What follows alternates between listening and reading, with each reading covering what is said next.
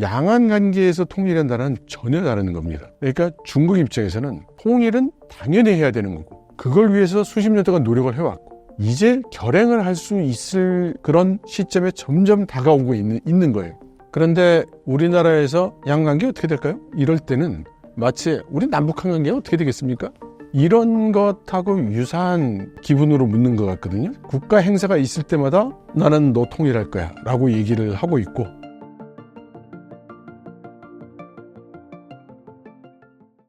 네, 여러분 안녕하세요. 주로 중국 이야기, 중국에서 벌어지고 있는 일들을 해설해 드리고 있는 이철입니다. 반갑습니다. 최근 김정은과 푸틴이 맺은 협정이 큰 반향을 일으키고 있습니다. 중국에서는 어떤 시각으로 바라보고 있나요? 북러 조약을 맺은 것을 중국이 어떤 시각에서 바라보고 있느냐를 얘기를 하려면 일단 북러 조약이 어떤 내용의 조약인지를 우리가 알아야 되겠죠. 기본적으로 러시아에서는 이번 우크라이나 전쟁을 하면서 원래 계획했던 단기전이 아니라 장기전화하고 있기 때문에 예상치 않게 여러 무기라든가 탄약이라든가 병력이라든가 이런 자원을 지속적으로 공급해야 될 필요가 생겼죠. 그런데 러시아의 이 군수 공업 체계가 많이 망가진 것으로 보이죠. 그래서 무기들도 우리가 생각했던 것처럼 그렇게 강력하지 않고 또 탄약도 부족 현상을 보이고 있다라는 그런 외신 보도가 많이 있었습니다. 이때 혜성과 같이 나타나서 러시아를 도와주는 것이 이제 북한이죠. 그리고 북한처럼 이렇게 러시아를 도와주면 손을 봐주겠다. 그대로 내버려두지 않겠다고 미국하고 여러 서방 국가들이 으름장을 굉장히 많이 놓았잖아요. 그럼에도 불구하고 북한은 이제 러시아에게 탄약 지원 같은 그런 지원을 했습니다. 직접적으로 전쟁을 지원한 거죠. 따라서 당연히 북한은 국제적인 제재와 또 여러 비난에 직면해야 되는 경우에 따라서는 북한의 안보 자체가 문제가 될 수도 있는 이제 그런 행동을 한 것입니다. 게다가 러시아에게 무조건적인 찬성을 한다고 했죠. 그러면 러시아는 이에 대해서 어떻게 해야 될까요? 전 세계가 자기를 왕따를 하고 경제 제재를 하고 기술 제재를 하고 외교적으로도 압박하고 이러고 있을 때 러시아를 군사적으로 지원하고 있는 작은 나라를 러시아는 어떻게 해야 되겠습니까? 일단 그 나라를 안심시켜야 되겠죠. 무슨 대가를 주기 이전에 일단 무사하다. 아무도 너를 건드리지 못할 거야. 이제 이런 보장을 해줘야 됩니다. 말하자면 안전보장을 해줘야 되죠. 그럼 안전보장을 어떤 방법으로 해줄 것이냐? 누구든 너를 패는 애가 있으면 내가 대신 가서 싸워줄게가 된다면 군사동맹이 되겠죠. 근데 거기까지는 가지 않더라도 누가 너를 괴롭힌다면 그래서 네가 그들과 싸워야 된다면 내가 끝까지 도와주마. 라는 정도의 그 내용을 약속한 거죠. 이게 이번 북러 조약의 그 핵심 사항이죠. 물론 그 외에도 북한이 그냥 희생정신으로 러시아를 도와준 것은 아닐 테니 이렇게 러시아를 지원한 것에 대한 여러 가지 대가가 이제 있을 것입니다. 그러나 우리가 지금 흥분하고 있는 것은 바로 그 북러에서 얘기하고 있는 국가 안보 유사시에 군사적으로 지원한다는 그 구절 때문에 우리가 흥분하고 있는 거죠. 그러나 러시아와 북한 입장에서 보면 당연히 해줘야 되는 약속이고 당연히 보장받아야 하는 약속이죠. 다만 이것이 국가 대 국가의 조약이다 보니 러시아, 너희가 만일에 누군가에게 공격을 당한다면 예를 들어 미국과 나토가 너희를 공격하면 내가 가서 대신 막아줄게 라고 북한이 그런 얘기를 하면은 사실 좀 웃기는 얘기가 되겠죠. 실력이 안 되니까. 그런데 외교상의 조약이라는 것은 두 나라가 평등한 모습으로 해야 되지 않겠어요? 그러니까 러시아도 북한에 대해서 누가 너를 공격하면 내가 대신 가서 다 해결해 줄게. 이렇게 할 수 없는 거예요. 똑같은 조약 문구를 가지고 러시아와 북한이 사인을 해야 될 텐데 북한이 그런 말을 한다는 건 좀 우스운 꼴이 되니까요. 그래서 지금과 같은 표현이 나왔다고 생각을 합니다. 원래 북한과 중국은 우호적인 관계였는데 북러 회담 이후는 어떤가요? 북한과 중국이 친했다는 표현은 정확하지는 않을 것 같아요. 북한을 모두 왕따하고 있을 때 왕따하지 않은 나라가 중국이죠. 그러면 중국이 북한 너는 어쩌면 그렇게 예쁘니 너의 두 눈을 보고 있으면 그 안에 풍덩 빠지고 싶어 뭐 이런 거 아니잖아요. 그래서 북한에 대한 중국의 관점은 여러 가지로 말썽도 많고 그렇긴 한데 좀 지저분한 표현입니다만 그 시골 말에 이런 게 있어요. 학문이 구리다고 도려낼 수는 없다. 그러니까 중국 입장에서는 북한은 그런 존재예요. 냄새나고 더럽지만 있어야 하는 존재죠. 그래서 북한에 대한 최소한의 지원을 계속 해오고 있는 겁니다. 그것을 중국은 북한을 좋아해. 중국은 북한을 사랑하나 봐. 북한에 무슨 일이 있으면 중국은 끝까지 도와줄 것 같아. 이런 건 너무 나단, 너무 지나친 그 판단이라고 하겠습니다. 그러니까 중국 입장에서는 북한에 대해서 북한이 무너지면 안 되고 입술이 깨지면 이가 시리다는 소위 순망치안의 역할에 의해서 북한이 온전하게 있기를 바라는 거죠. 그래서 그 정도의 지원을 하고 있는 것이고, 그러면 북한과 러시아가 접근을 하면 중국이 막 속상하냐? 이게 만일 북한이 너무너무 예쁜 아가씨고 거기에 러시아 곰처럼 생긴 러시아와 팬더처럼 생긴 중국이 서로 이 북한이라는 아가씨를 두고 서로 연적으로서 갈등하는 관계라면 그렇겠죠. 근데 그렇지는 않죠. 중국 입장에서 내가 안 도와주고 러시아가 도와줘. 그러면 중국 입장에서 나쁠 게 없죠. 그럼 여태까지는 왜 안 했느냐? 러시아가 실력이 없었으니까. 그리고 직접적인 이해관계가 크지 않았으니까. 그냥 그랬던 거죠. 그러면 중국은 외신들을 보면 많은 미디어들이 북한하고 러시아가 접근하니까 중국이 이걸 좀 기분 나쁘게 생각하고 있어. 왜 나를 놔두고 빼두고 너희들이 친해지는 거야? 뭐 이런 논조의 그 보도를 하는 데들이 여러 있었어요. 그러나 제가 볼 때는 그건 그야말로 근거 없는 그런 그 보도입니다. 실제로 그 영국의 BBC를 보면 러시아와 북한이 조약을 맺게 된 그 뒷배에는 사실상 그것을 조율한 것은 중국일 것이다. 이제 이런 기사도 나와 있어요. 그러니까 무슨 얘기냐면 북한이나 러시아나 미국과 유럽 등 서방 국가에서 하여튼 이유가 있든 없든 무언가 꼬투리만 생기면 제재를 하고 있는 국가들입니다. 그래서 중국 같은 경우도 러시아를 지원한다면 민간용품이지만 군용 목적으로도 사용될 수 있는 그런 제품들을 공급한다면 그냥 내버려 두지 않겠어. 여차하면 거기에 관계된 중국 은행들 스위프트에서 배제해버릴 거야. 그러면 어떤 꼴이 났는지 네가 러시아의 은행들을 보면 잘 알 수 있지. 이제 이렇게도 위협을 했단 말이에요. 그러니까 중국은 나서서 아유 축하합니다. 나도 뒤에서 도와드릴게요 라고 얘기할 수 없는 거예요. 중국은 나하고는 관계없어요. 저게. 나는 저 일에 관여한 바가 없습니다. 라고 얘기할 수밖에 없는 거죠. 그래서 북러 조약은 두 독립된 국가가 주권을 행사한 것이다. 라는 그런 발표를 하고 있는 거죠. 그러면 서방의 제재가 있는 상황에서 오히려 서로가 더 가까워졌다는 건가요? 그것도 오해받을 수가 있는 표현이라서 그렇긴 한데 그대로 얘기하면 오해받을 수가 있을 것 같아요.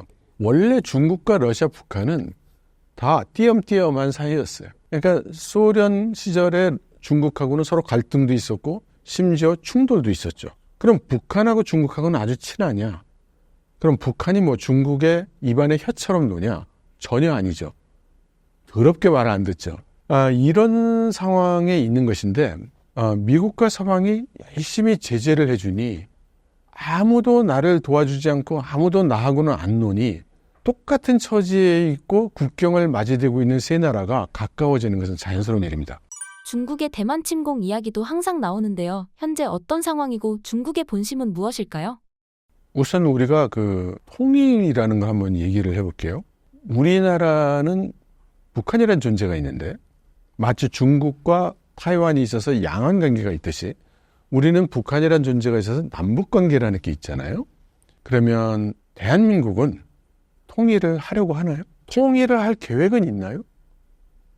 통일을 하기 위한 구체적인 노력은 뭘 하고 있죠? 그러니까 우리가 통일이라고 얘기할 때 또 이렇게 그 분단 국가라고 얘기를 할 때 우리는 어떤 생각, 어떤 느낌으로 바라보는 걸까요? 제가 이 얘기를 굳이 하는 이유는 한국식으로 남북한 보듯이 통일 이런 단어를 쓰고 통일이 되면 뭐 좋을 수도 있고 나쁠 수도 있고 뭐 이런 명제상으로 명분상으로는 뭐 통일해야 되겠지 아마도 뭐 요 정도 상태로 있으면서 구체적으로는 아무런 일도 하지 않고 또 심지어 통일을 꼭 하겠다는 의지도 사실은 이제는 수십 년 지나다 보니 뭐 다 흐지부지 돼서 별로 얘기하는 사람도 없고 우리가 일상생활에서 다 잊어버리고 살고 이게 한국에서 보는 통일이에요.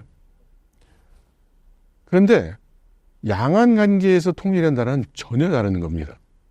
그러니까 중국 입장에서는 통일은 당연히 해야 되는 거고 그걸 위해서 수십 년 동안 노력을 해왔고 이제 결행을 할 수 있을 그런 시점에 점점 다가오고 있는 거예요. 타이완 입장에서 보면 이제 안드로메다 군단이 저벅저벅 내려오듯이 이 아케이드 비디오 게임에서 이렇게 그 우주인들이 저벅저벅 내려오듯이 로마 병정들이 사각형 진을 짜고 방패를 세우고 저벅저벅 걸어오듯이 지금 그렇게 오고 있는 거예요. 그래서 다들 압박감을 느끼고 이걸 어떻게 하면 좋으냐고 하고 지금 이건 장난이 아닌 상태죠. 그런데 우리나라에서 양관계 어떻게 될까요? 이럴 때는 마치 우리 남북한 관계가 어떻게 되겠습니까? 이런 것하고 유사한 그런 기분으로 묻는 것 같거든요. 우선 그래서 전제가 완전히 틀립니다. 여기는 지금 통일하겠다는 의지가 굳건하고 일주일에 3-4번씩 군용기와 군함이 타이완을 왔다 갔다 하고 심지어 주변에서 군사 기지도 만들고 또 기타 주변 국가 충돌도 해가면서 국가 행사가 있을 때마다 나는 너 통일할 거야 라고 얘기를 하고 있고 그리고 실제로 전투력을 볼 때도 이건 뭐 천지 차이로 군사력의 차이가 나고 이런 상황이죠. 중국은 대만을 어떤 방식으로 통일할까요? 어떤 식으로 통일을 할 거냐? 중국 정부에서 공개적으로 이야기하는 바가 첫 번째, 당연히 평화 통일이 가장 좋다라고 얘기를 하죠. 두 번째는 평화 통일이 안 되면 비평화 통일이다. 이렇게 얘기를 합니다. 그럼 비평화 통일은 뭐가 있을까? 여기에 대해서 구체적으로 말한 적은 없어요. 비평화적인 통일, 무력 사용을 배제하지 않는다라고 했죠. 그리고 이제 중국에서 베트남과 전쟁을 일으킬 때 베트남을 쳐들어가기 전에 마지막으로 했던 외교적 발언이 뭐였냐면 우리가 경고 안 했다고 하지 마라. 그러니까 우리는 충분히 다 경고했다. 라고 하는 발언인데 이 발언이 이제 지금 한 2년 사이에 여러 번 나왔죠. 타이완에 대해서. 그러니까 양안 관계의 긴장이라는 거는 이렇게 생각하시면 될 것 같아요. 연평도가 포격당한 적이 있잖아요. 우리가 파주가 포격당하고 뭐 강릉이 포격당하고 북한의 전투기들이 수백 대가 우리나라 상공을 왔다 갔다 하고 이제 이런 상황을 생각해 보시면 비슷할 겁니다. 앞으로 중국은 정말 대만을 공격하게 될까요? 우선 미국이 개입할 거라는 생각이 없었으면 진작에 전쟁을 했죠. 그러니까 미국이 개입할 거라는 걸 알고 있기 때문에 미국이 개입한다는 전제 하에서 우리가 통일할 수 있는 능력이 아직 모자란다고 생각했기 때문에 거기에 대한 준비를 계속 해오고 있는 거죠. 그러니까 오늘 전쟁이 안 일어나고 있는 거죠. 그런데 그 전쟁이 가능한 시점이 점점 다가오고 있는 것으로 여겨지는 것이고 중국 쪽에서는 그걸 하루라도 빨리 그 상태가 되려 하는 것이고 미국은 그렇게 못 되도록 막으려고 하는 것이고 그런 상태인 거죠. 그러니까 지금 질문이 미국이 이렇게 보호를 약속하고 있는데 너 겁대가리 없이 그냥 전쟁을 해보겠다는 거예요? 뭐 이제 이런 식의 질문이라면 중국은 역으로 얘기할 수 있는 거죠. 미국이 조금만 손을 놓으면 그런 공격을 할 것이다. 그런 상황이다. 그러면 중국은 어떤 준비를 하는 걸까요? 예, 그래서 그런 내용을 제가 이미 시작된 전쟁이라는 책에 수백 페이지에 걸쳐서 써놨으니 한번 보셨으면 좋겠고, 그냥 일반론적으로 얘기를 한다면 중국이 크게 두세 가지 준비하는 게 있죠. 우선 타이완을 공격하면 미국이 개입할 테니까 군사적으로 전투와 전쟁을 벌여서 전투에서 승리해야 되겠죠. 물론 중국과 미국이 서로 본국을 본격적으로 공격하는 이런 전면전을 하지는 않을 겁니다. 두 나라 모두 핵 보유국이고 두 나라 모두 너무나 큰 강대국이죠. 그렇게 하지는 않겠죠. 그러나 중국 입장에서 본다면 우리 바로 앞바다에 있는 대만 섬, 요 에어리어 안에서만 미군을 밀어낼 수 있으면 되는 거거든요. 미국을 승리한다는 게 아니라 중국이 미국을 공격해서 승리한다고 얘기하면 그건 뭐 미사일이 뉴욕과 워싱턴에 날아다니고 뭐 이런 얘기가 된단 말이에요. 그러니까 그런 식의 대규모 전면전이 될 이유는 없죠. 두 나라 모두 그걸 감당하기 어렵죠. 전쟁은 언제나 그랬듯이 강대국이 자기네 영토 위에서는 안 하죠. 그래서 타이완 영해와 타이완 영토, 타이완 영공에서 주로 전쟁이 벌어지겠죠. 그렇게 크게 보면 국지전, 타이완 입장에서 보면 전면전이겠지만 이제 중국이나 미국이라는 스케일에서 볼 때는 국지전, 이런 국지전에서 중국이 우위를 가질 수 있으면 되는 거죠. 그래서 중국은 그런 무력에 대한 준비를 하는 것이고, 또 하나 이제 중국이 준비되는 건 뭐냐면 이러한 사태가 일어나면 미국이 항상 제일 먼저 하는 게 있죠. 제재, 경제 제재, 금융 제재, 기술 제재, 뭐 지금 러시아에 대해서 하고 있는 거 이런 것들 다 할 거란 말이에요. 그런데 러시아와는 달리 중국은 그런 상황에 닥치면 굉장히 불리합니다. 제가 역으로 질문 한번 드려볼게요. 우크라이나 전쟁에서 지금 누가 이기고 있습니까? 외신을 보고 있으면 지금 모스크바가 함락돼야 될 지경처럼 느껴지는데 현실은 우크라이나 영토가 점점 러시아 손에 떨어지고 있는 거죠. 그게 여러 가지 이유가 있겠지만 큰 전략적 관점에서 본다면 우크라이나는 유럽 국가와 미국이 계속해서 돈과 탄약과 뭐 이런 물자를 지원해 주지 않는다면 전쟁을 계속할 능력이 없어요. 근데 러시아는 전 세계가 제재를 하고 있는 상황에서도 전쟁을 하고 있는 겁니다. 러시아의 경제 체제, 산업 체계가 외부에 의존하는 게 별로 없기 때문이에요. 그게 가능한 이유는 두 가지가 있습니다. 하나는 소위 전략 물자라고 하는 것, 무기, 식량, 에너지 이런 것들이 러시아는 다 자급자족이 돼요. 반면에 중국 같은 경우에는 중국이 식량이 자급자족이 안 되는 나라입니다. 의외로 에너지 자급자족은커녕 전 세계 최대 에너지 수입 국가죠. 그러니까 중국 같은 경우에는 예를 들어서 싱가포르 근처에 있는 말라카 해협을 딱 막아서 가지고 중국으로 가는 예를 들어서 유조선은 다 정제를 시킨다거나 이렇게 하게 되면은 중국은 당장 에너지가 없는 거예요. 나라가 엉망이 되겠죠. 그러니까 중국은 어떻게 해야 되겠어요? 경제 제재를 당하고 이 봉쇄를 당했을 경우에도 살아남을 수 있는, 전쟁을 지속할 수 있는 이런 체계를 만들어야 됩니다. 그래서 그런 체계를 만드는 게 쉬운 일은 아니죠.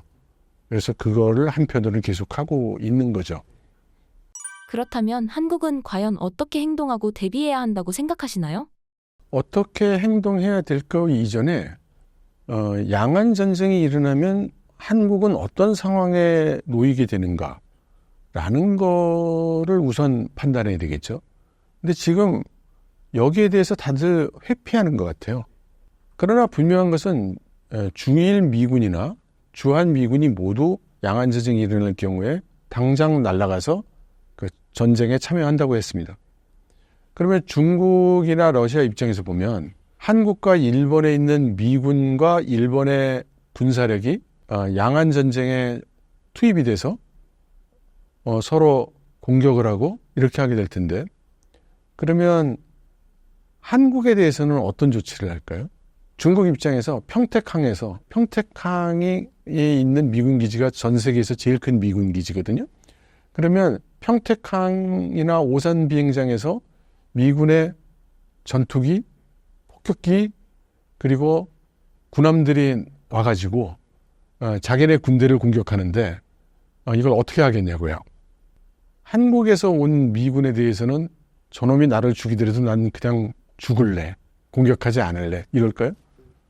아니면 여기 와가지고 폭탄을 떨어뜨리고 돌아가서 오산 비행장에 착륙을 하면 그거를 미사일을 퍼부어가지고 다 때려 부수려고 할까요?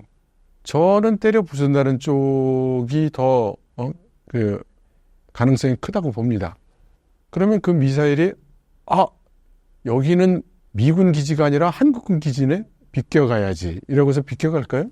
그러니까 지금 한국은 어떻게 돼야 되느냐를 묻기 전에 양안 전쟁이 일어났을 때 한국이 어떤 상황에 처하게 되는지 여기에 대한 어떤 공감대가 필요해요. 현실적인 그 인식이.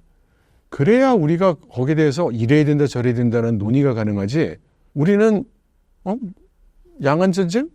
저 밤바다에서 미국하고 중국이 싸운대. 뭐 이런 정도의 시각으로 보고 있는 사람들한테 양안 전쟁이 일어나면 우리는 어떻게 될까요? 그러면 그런 걸 왜 물어보지? 양안 전쟁이 우리가 무슨 상관이지? 뭐 이런 소리를 한단 말이죠. 그래서 저는 양안 전쟁이 일어나면 한국이 어떻게 되느냐 여기에 대한 답변은 보류고요. 일단 양안 전쟁이 일어났을 경우에 한국이 어떤 상황에 처하게 되는지에 대한 어떤 공통인식, 컨센서스가 이루어져야 된다고 봅니다.